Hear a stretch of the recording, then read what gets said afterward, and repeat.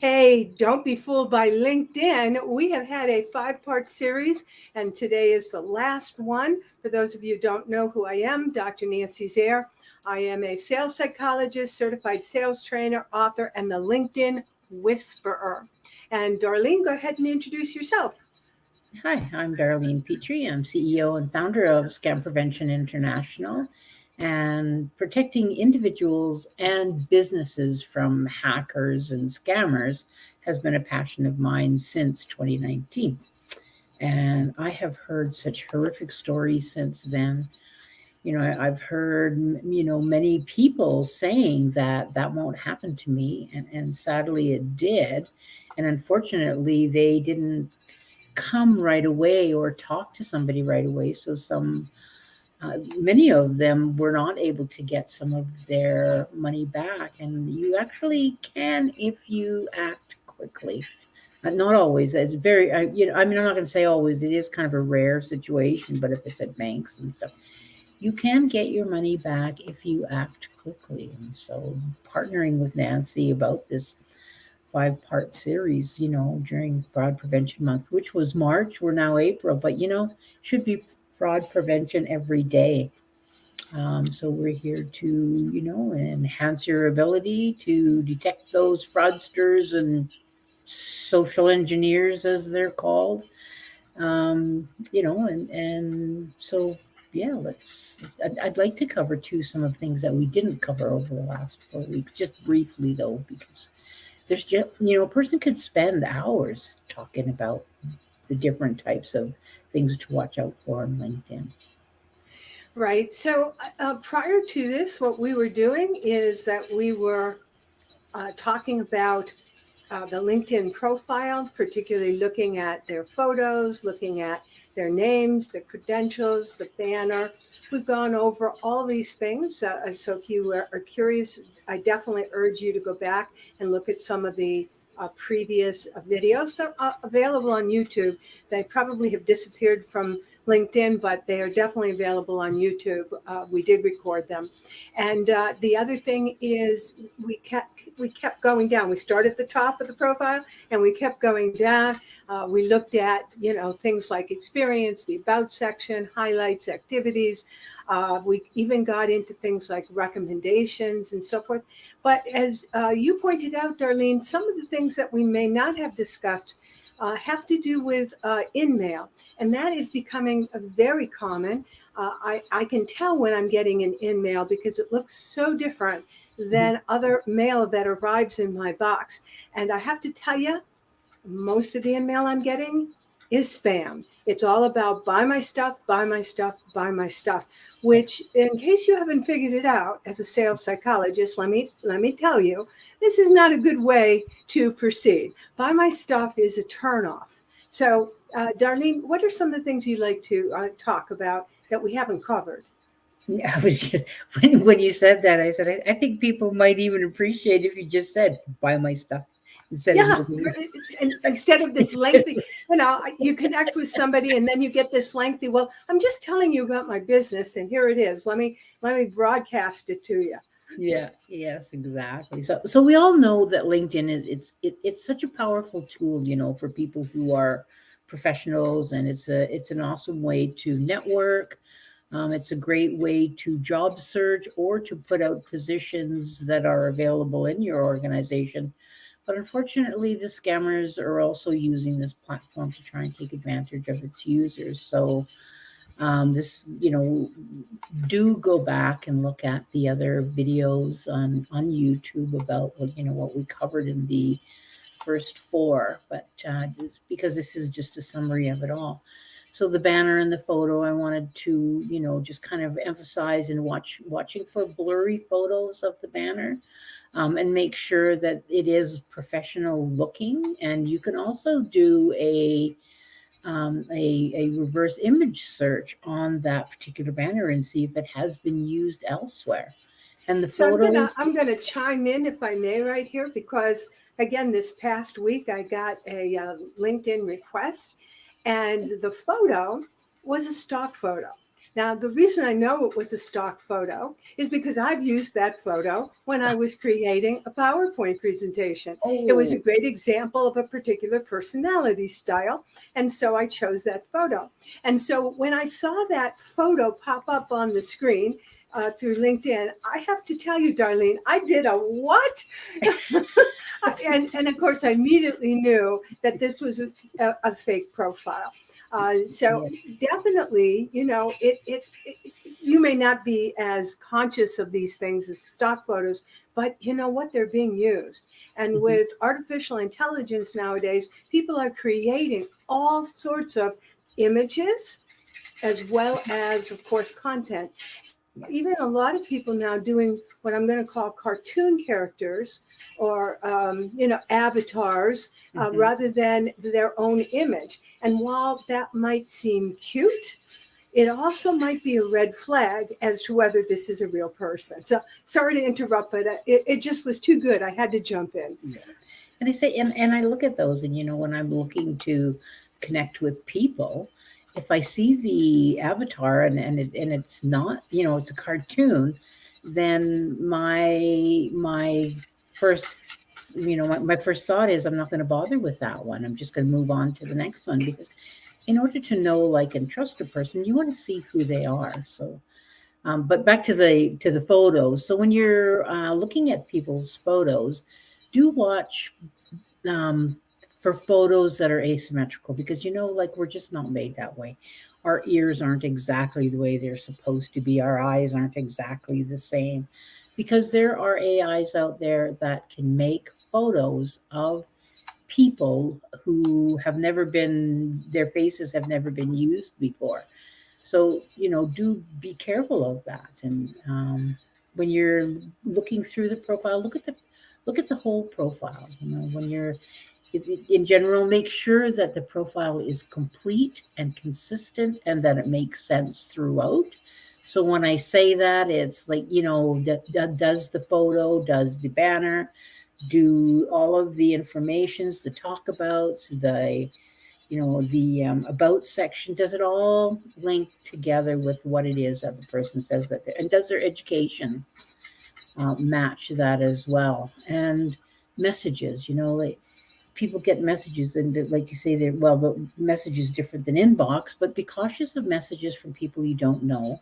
And and probably a lot of the messages you do get are from people that you don't know, because LinkedIn is being used as a network way to meet people. So, you do have to watch for scammers using the message to try to get personal information from you. So they may be looking for your email address or your phone number, and they can get that on LinkedIn. But it's when they start asking for financial stuff, or if your information isn't listed on your profile, on your contact information, and they're asking for it. Why do they want that information?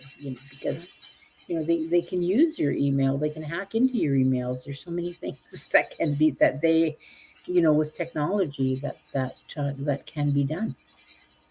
And So, then would you mind, Darlene, also sharing? Because I think we got a message from someone during the last couple of weeks who had been watching this series and who really came close to losing oh, a yes. significant sum of money.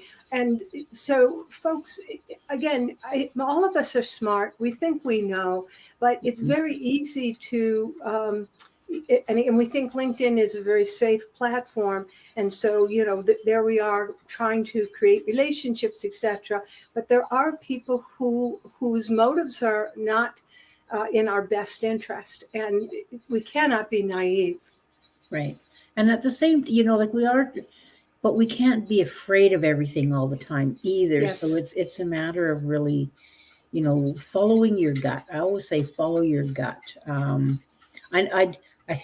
I rarely use that term, use your common sense, because my son, when he was like 8 years old, he said, "Well, Mom, if sense was if common sense was common, then then we'd all have it."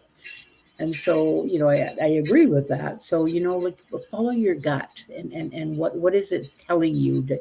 Is it giving you a message of beware? And if it is, stop immediately what you're doing. Stop any communications that you're having with with a person. And I'm always encouraging people to report. And I know reporting is it's like, well, what if they're not really, well, what if they are? Yeah. And what if they get one of your friends, or somebody tells you a story about a message that they saw, and you go, oh, I saw that message too. And people who have been watching this have been reaching out and letting us know that they have been scammed, that they were, one person was telling me about this, which is the next topic, is the job postings, that they were looking for the job, and it isn't always that it's too good to be true, because sometimes the jobs, they do put in a decent pay, but not outlandishly, extravagant, that you're going to second guess, whether it's a job or not, because the scammers are getting, we're becoming teachers to the scammers, and because we're letting them know that these are the things to watch out for. So now they're knowing that, well, these are the things that we have to watch out for.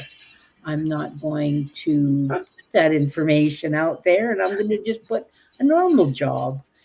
But I'm going to ask them to give me money because they need to buy a computer, or they need to pay for our supplies, or they need to pay for doing checks on them, or so they always want you to send them money.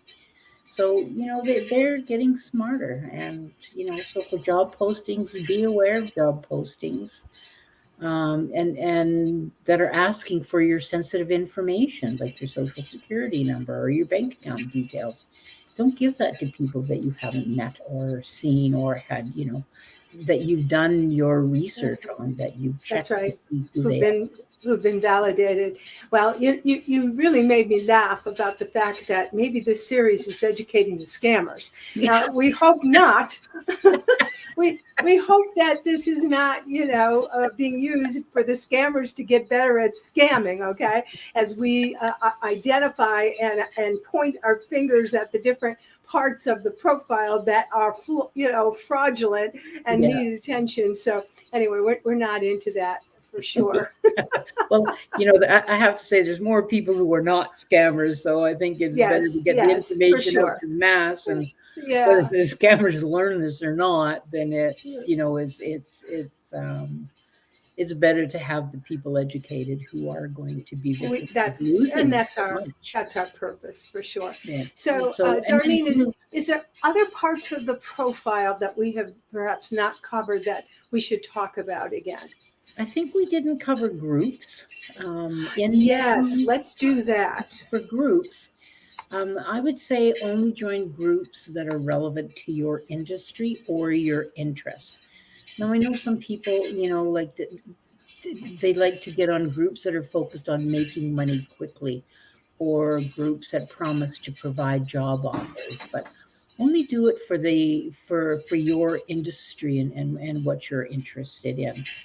And then InMail, we InMail is a paid feature that allows people to give messages that aren't connected with on LinkedIn. So you have to be cautious of the unsolicited InMail messages. And like you were saying, Nancy, they're in there and they're trying to get your personal information, and they ask personal questions, and because they're trying to sell you something. Now, there's a difference between spamming and scamming, but sometimes they're two one letter. Yeah, that's right. So it's really, again, it's that too good to be true. Or does the information, do your research, go on the website, go on and type it in, don't copy and paste. Type in the URL, the name of the organization that you are interested in, and is it real? And check to see if if you are going to give your personal information, like your credit card, because you want to buy something. Check and see if that person, or you're going to apply for a job there. Check and see if that person actually works there, and is that phone number and their contact. Don't just say, "Hi, does Joe Smith work there?" Sorry, Joe Smith, if that's your name. Um, but don't call and say, is this the number that he gets at, and is this what he looks like? Get your information. I know it seems like it seems onerous on you, and it seems like you're going to be like you're paranoid. But would you rather be paranoid, be viewed as paranoid, or lose $40,000? Yeah, to me, it isn't a matter of being paranoid. It's just a matter of being careful. Mhm. And I guess it goes to the 4 personality styles, which is really my area of expertise. I read LinkedIn profiles to identify people's personality, or what I call a buying style. And clearly, there is a particular buying style that is very quick to act, very quick to decide, very quick Mhm. to jump, and they jump first and then determine whether or not there's anything where they're going to land. Yeah. And in this case, if you're that kind of person who does make fast and hasty decisions, then you definitely should invest in a little bit of time, or maybe you have a helper who can invest that time to look through what you're seeing there Mhm. before especially when it involves any kind of financial commitment or any kind of personal information. I always say wait 24 hours before you make the decision and before you push the button. Think it through. The other one is ads. We didn't cover ads, and Ah, LinkedIn allows companies to advertise on their platform. So you need to be cautious of the ads that seem, too good to be true, or are promoting products or services that seem suspicious. So I had someone, connect with me, and they were saying that on LinkedIn they were going to purchase some items from somebody, and they were really excited because they were getting a really good deal on the number of, normally they would pay this, a certain amount of money for they would pay half the price. So they were able to get 100 of the specific item that they were going to buy for the price of 50 items. And then, but then she was actually watching the series too. And she decided to do the check and to do the research. And so she found out that the person didn't work there. The place that they had did exist, but the person that was selling the products didn't work there. And so she would have sent, and the email didn't end with the company's regular ending of emails. They ended up with a gmail.com. So that was almost that was a really good clue for her. So always right, right. research the company and the Yeah. product or service before making any purchases and providing any information. And that was also a clue that I received from another potential scammer, which was when I looked at the email address, it did not correspond to the business address, Mhm. the typical business account information. So that was a red flag for me. And again, we're here to help you be smart in going forward. Yeah. Any last words you want to say, darling, as we wrap this up? Always be wary of unusual or unexpected messages or notifications. Scammers use fake notifications or messages to try to get you to click on links. Use your privacy setting controls so you can, to see who can see your profile, and be careful of phishing scams. They're always in your emails, they're in your LinkedIn, they're in the in inbox of the email. And use two-factor authentication. I was talking to somebody yesterday, and they were saying, I hate this two-factor authentication, because it adds an extra layer of security, but it also takes an extra step. And if you don't happen to have your phone, you got to run upstairs, grab your phone, run back down, so, but it's worth it. Like I said, lose 100,000 or go upstairs and get your phone and bring it back down, and keep your antivirus and your malware software up to date, because if you don't, that's also one of the things that you're if you don't keep it up to date, then you're not being protected. And I know some people, especially on their phones, they say if I update, it slows it down. better to take that extra few minutes, seconds, to have it slower. And then, because you want to make sure that your devices are protected, from Right. malware and cyber threats. And if you are using, you're putting information in, like if you're using your phone in a public place, to make sure that you have your VPN on in a public place, to make sure that your information is encrypted and doesn't get out there for the world of scammers to use. Yep. All right, wise words from a wise woman. Thank you, Darlene. It's been a pleasure working with you, collaborating this past 5 weeks. And to all of you out there, again, all the recordings are on YouTube. So under my channel, Nancy Zaire, feel free to check out any of the sessions that you may miss. And I do want to put a plug in for you. The sessions that you've been doing, the ones that you did last week, were amazing. Thank you. And then you did another one this morning. It's like, wow, this is great information. So these are, like tips and tricks and how, and I also think that it's very helpful in you don't relate it to scamming, but it can be, because you're learning how to look at things differently. And It doesn't always have to be in a negative way to look at things differently. So you make it more fun than what I talk about.